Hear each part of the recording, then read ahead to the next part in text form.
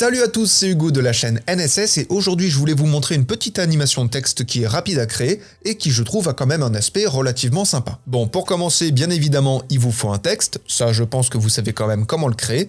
Et le texte, on va venir le placer en piste numéro 7. Oui, je suis d'accord avec vous, on n'a pas forcément l'habitude de mettre quelque chose aussi haut, mais ne vous inquiétez pas, ce n'est pas pour rien que je vous demande de faire ça. Une fois que cela est fait, vous allez dupliquer votre texte et vous allez le réduire à 2 secondes. Alors je vais cacher le texte du haut pour voir ce que je fais sur le texte qui se trouve juste en dessous, vous allez comprendre pourquoi. Premièrement, dans les options d'effet, je vais décocher la case de fond et cocher la case de contour et passer les contours de 4 à 2. Pour avoir un contour relativement fin. Je vais descendre tout en bas de mes options d'effet jusqu'à atteindre l'effet trajectoire dans la catégorie vidéo. C'est important de passer par là, tout du moins c'est plus simple. Je vais placer ma tête de lecture au début de ma timeline, j'active le chronomètre d'opacité et je passe de 100 à 50, donc comme ça on a un texte un peu plus discret.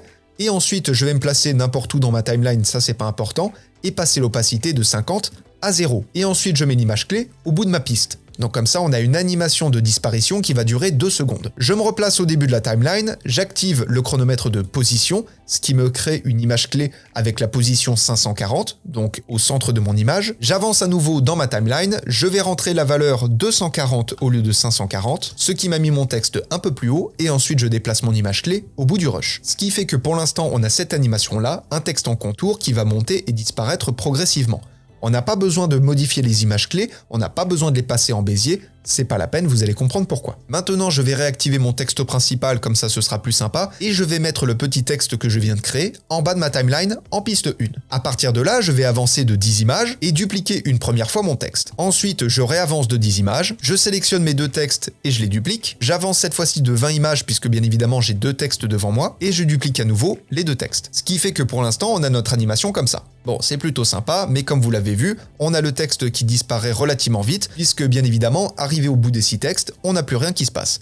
Donc l'idée, ça va être de sélectionner les 6 textes, de se placer à la fin du 2e texte et de dupliquer ce que l'on vient de créer. Donc vous devez avoir un effet d'escalier un petit peu comme ça. Je vais le redupliquer encore une fois. Et du coup maintenant, si je lis mon animation, on a un texte principal avec plein de textes qui vont sortir à la suite et qui vont disparaître progressivement. Alors bien évidemment, j'ai fait l'animation vers le haut, mais vous pouvez faire l'animation dans l'autre sens, c'est exactement le même principe. Vous avez juste à inverser l'animation de position. Au lieu d'aller de 540 à 240, vous allez aller de 540 à 840. Voilà, c'est tout pour cette vidéo, c'est une petite animation que je trouve sympa, et ensuite, bien évidemment, vous pouvez tout sélectionner et imbriquer dans une seule et même séquence. Et en attendant les prochains tutos, apprenez, utilisez et progressez dans vos montages. Je vous fais des bisous, et à plus.